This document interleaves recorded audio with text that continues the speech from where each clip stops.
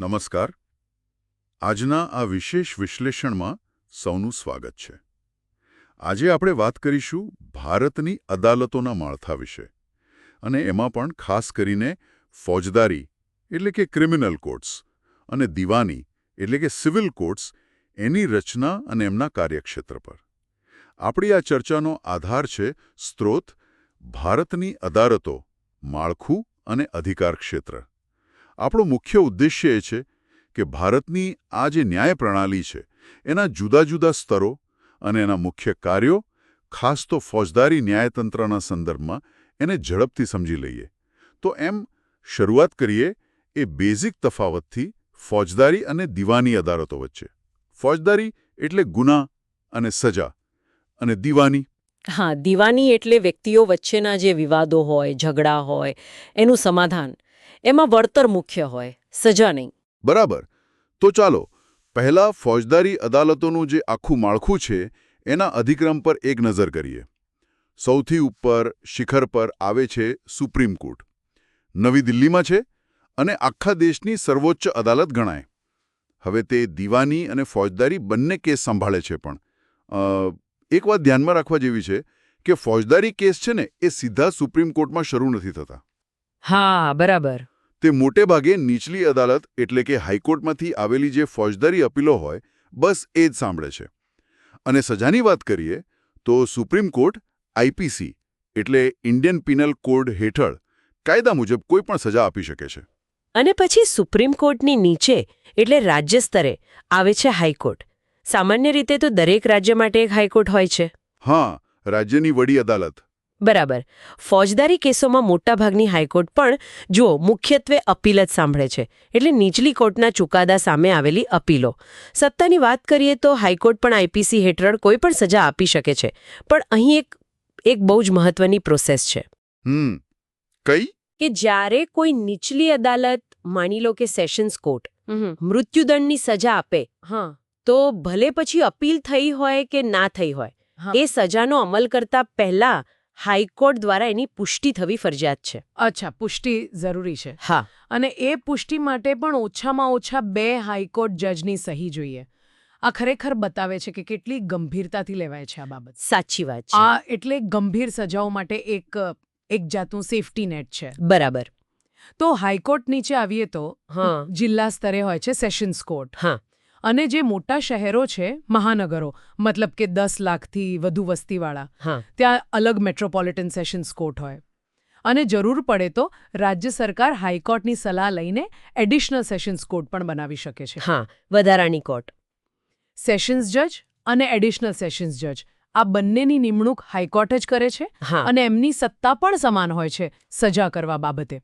એ લોકો કાયદા મુજબ કોઈ પણ સજા આપી શકે, પણ પેલી વાત યાદ રાખવાની કે મૃત્યુદંડ આપે તો હાઈકોર્ટની પુષ્ટિ જોઈએ.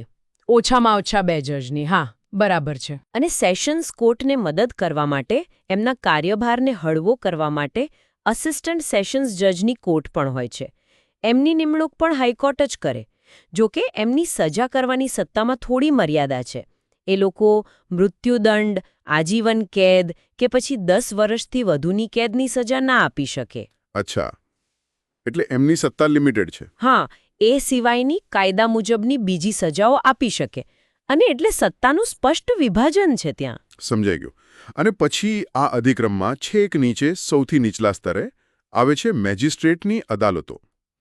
અહીં મુખ્ય હોય છે ચીફ જ્યુડિશિયલ મેજિસ્ટ્રેટ એટલે CJM જિલ્લા માટે, અને ચીફ મેટ્રોપોલિટન મેજિસ્ટ્રેટ એટલે CMM મહાનગર માટે. એમની સત્તા કેટલી? તો કે 7 વર્ષ સુધીની કેદની સજા આપી શકે. એમના નીચે પછી આવે જ્યુડિશિયલ મેજિસ્ટ્રેટ ફર્સ્ટ ક્લાસ. એ 3 વર્ષ સુધીની કેદ અને 10,000 રૂપિયા સુધીનો દંડ. 10,000? હા. અને પછી જ્યુડિશિયલ મેજિસ્ટ્રેટ સેકન્ડ ક્લાસ.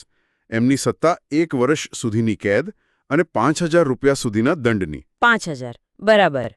જેમની સત્તા પેલા ફર્સ્ટ ક્લાસ જ્યુડિશિયલ મેજિસ્ટ્રેટ જેટલી જ. બરાબર.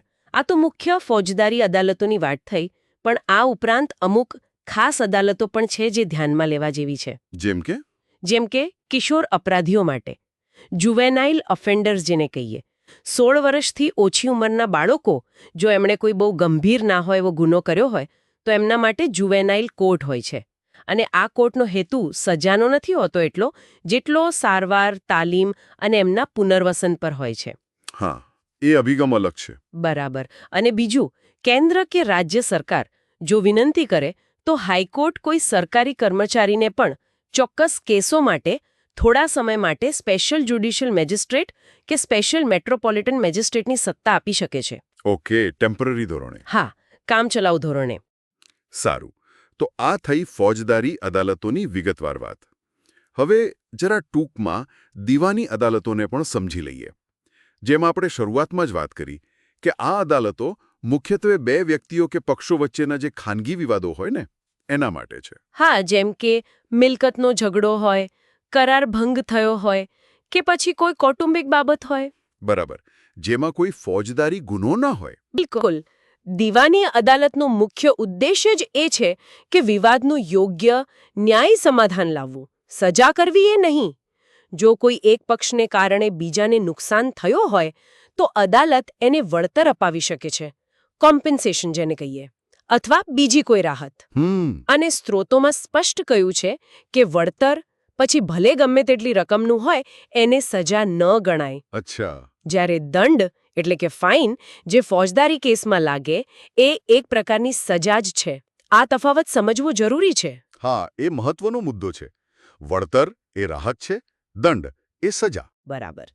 તો આખી ચર્ચાનો જો સાર કાઢીએ તો એમ કહી શકાય કે ભારતની ન્યાય પ્રણાલી ખાસ કરીને ફોજદારી કેસોમાં એકદમ સ્પષ્ટ સ્તર પ્રમાણેનું માળખું ધરાવે છે. અને જે ઉચ્ચ અદાલતો છે એ મુખ્યત્વે અપીલ સાંભળવાનું કામ કરે છે. અને મૃત્યુદંડ જેવી જે ગંભીર સજાઓ છે એના માટે તો બહુસ્તરીય પુષ્ટિની વ્યવસ્થા છે. હા, જે ન્યાયિક સમીક્ષાની ખાતરી આપે છે. ચોક્કસ.